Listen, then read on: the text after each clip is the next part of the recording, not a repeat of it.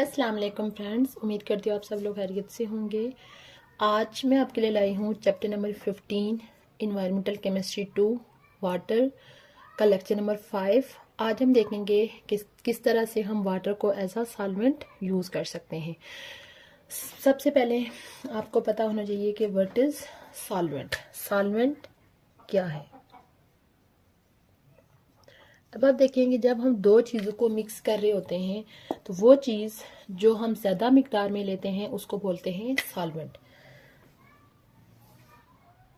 जैसे अगर हम वाटर के अंदर साल्ट को मिक्स कर रहे हैं, वाटर का अगर हमने 1 गिलास लिया हुआ है और साल्ट का हमने 1 चम्मच लिया हुआ है, तो इसमें वाटर हमने ज़्यादा मिकदार में लिया हुआ है तो वाटर क्या है, यहाँ पे सॉल्वेंट है। यानी कि जो चीज़ हम ज़्यादा मिकदार में ले रहे हैं, दो चीज़ों को मिक्स करते हुए, वो एज आ सॉल्वेंट एक्ट करेगी और इन दोनों के मिलने से जो न्यू चीज़ बनेगी वो क्या होगा,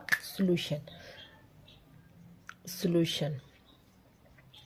अब वाटर जो है वो एज आ सॉल्वेंट एक्ट कर रहा होता है most of the chemical reaction, चाहे वो केमिकल रिएक्शन ह्यूमन बॉडी के अंदर हो रहे हों, प्लांट्स के अंदर हो रहे हों या इंडस्ट्रीज़ के अंदर हो रहे हों, तो वाटर जो है वो एज आ सॉल्वेंट एक्ट करता है, यानी कि दूसरी चीज़ों को अपने अंदर आसानी से हल कर रहा होता है।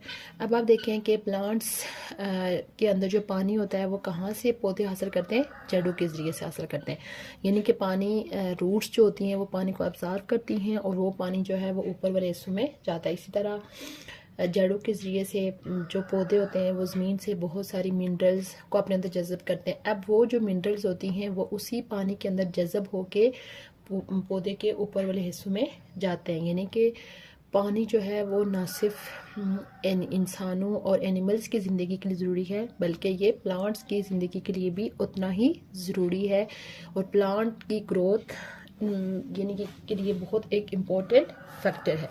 उसके अलावा अगर आप ह्यूमंस की बात करें तो ह्यूमन भी मोस्टली यानी कि हम जो वाटर यूज़ करते हैं, यानी कि डाइल्यूट सॉल्यूशन की फॉर्म में हम पानी को ले रहे होते हैं अपनी बॉडी के अंदर, यानी मोस्ट ऑफ द यानी सॉलिड चीज़ों के साथ साथ हम डाइल्यूट सॉल्यूशन भी ले रहे होते हैं। कौन कौन से डाइल्यूट सॉल्यूशन, जैसे कि हम सॉफ्ट ड्रिंक्स यूज़ करते हैं, सॉफ्ट ड्रिंक्स हो गई, उसके बाद मिल्क हो गया, कॉफ़ी,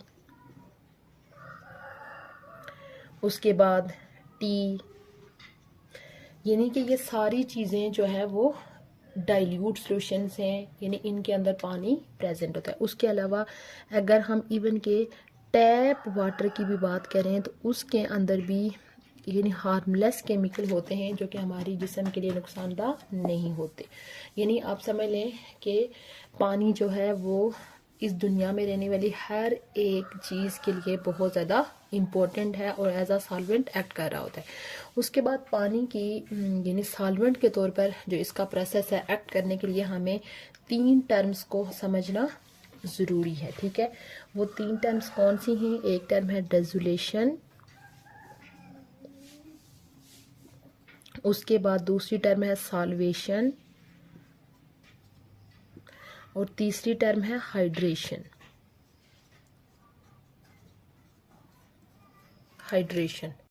सबसे पहले हम देखते हैं कि डेजोलेशन क्या है। डेजोलेशन यानी कि वो प्रोसेस जिसमें सॉल्वेंट जो होता है वो अपने अंदर सल्यूट को हल कर लेता है। जैसे वाटर जो है वो सॉल्वेंट है, वो साल्ट को अपने अंदर हल कर रहा है, तो साल्ट क्या है, यहाँ पे सल्यूट है।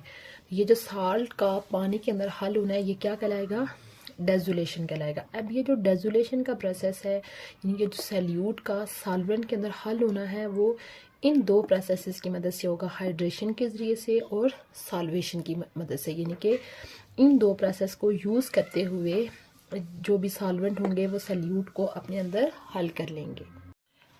यानी कि सॉल्वेशन क्या है कि surrounding of charge particle in water bye molecule of water. यानी कि जब हम किसी चीज़ को वाटर के अंदर हल करेंगे तो जिस चीज़ को हम वाटर के अंदर हल करेंगे उसके चार्ज पार्टिकल, चार्ज मीन के उसके पॉजिटिव और नेगेटिव पार्टिकल को जब वाटर मॉलिक्यूल सराउंड कर लेते हैं तो इस प्रोसेस को बोलते हैं सॉल्वेशन। इसके लिए मैं एक एग्जांपल डिस्कस करूंगी तो उस टाइम फिर आपको ये सॉल्वेशन का कंसेप्ट जो है वो मज़ीद क्लियर हो जाएगा कि सॉल्वेशन क्या है। उसके बाद यानी कि हाइड्रेशन क्या चीज़ है कि ये पूरा प्रोसेस जिसमें वाटर मॉलिक्यूल जो है वो सराउंड करते हैं और इंटरेक्ट करते हैं सल्यूट के आइंस के साथ, और इस दौरान जो है वो एनर्जी भी रिलीज़ होती है। इस प्रोसेस को बोलते हैं हाइड्रेशन। अब ये जो तीनों डेफिनेशन है, डेसोलेशन, सॉल्वेशन, हाइड्रेशन, इसके लिए हम एक एग्जांपल लेंगे तो आपको ये कंसेप्ट जो है वो मुकम्मल तौर पर क्लियर हो जाएगा कि वाटर अपने अंदर चीज़ों को कैसे हल करता है। इसी तरह जो वाटर का मॉलिक्यूल होता है, अगर हम उसका स्ट्रक्चर ऐसे खोल के लिखें तो वाटर के अंदर जो ऑक्सीजन है उसकी इलेक्ट्रोनेगेटिविटी ज़्यादा होती है। इलेक्ट्रोनेगेटिविटी मीन कि इस पेयर को अपनी तरफ खींचने की एबिलिटी क्या होती है, थोड़ी ज़्यादा होती है, जिस वजह से इसके ऊपर पार्शियल नेगेटिव और इसके ऊपर पार्शियल पॉजिटिव चार्ज आया होता है।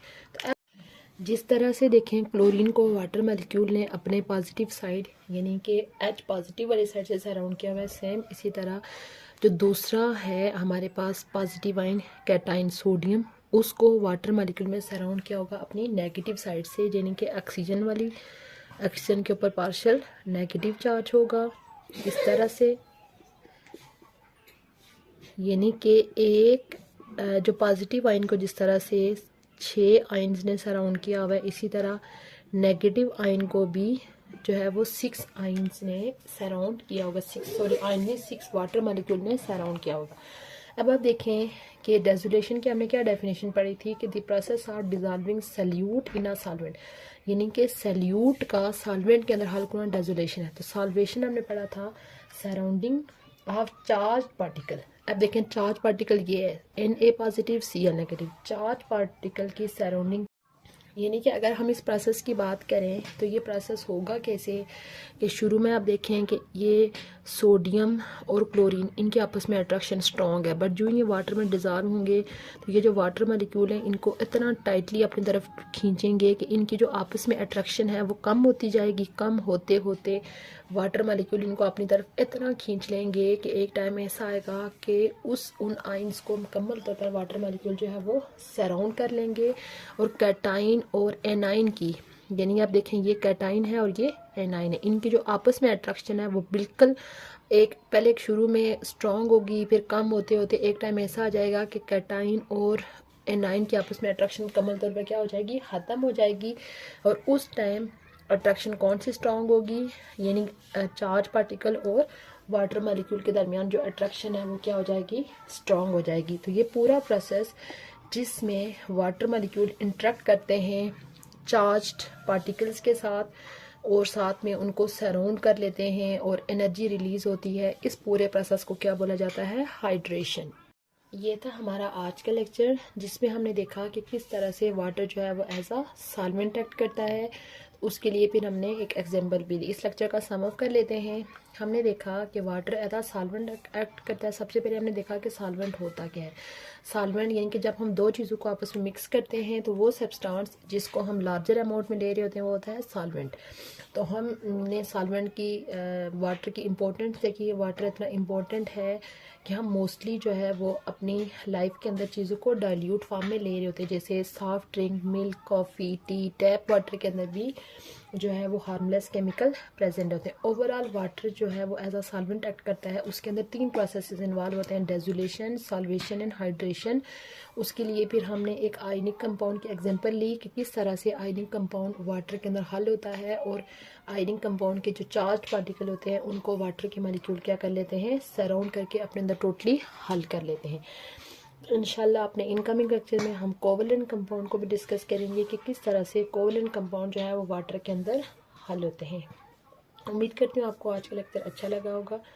इंशाल्लाह बहुत जल्द मैं न्यू टॉपिक के साथ हाजिर होंगी। तब तक के लिए अल्लाह हाफिज़।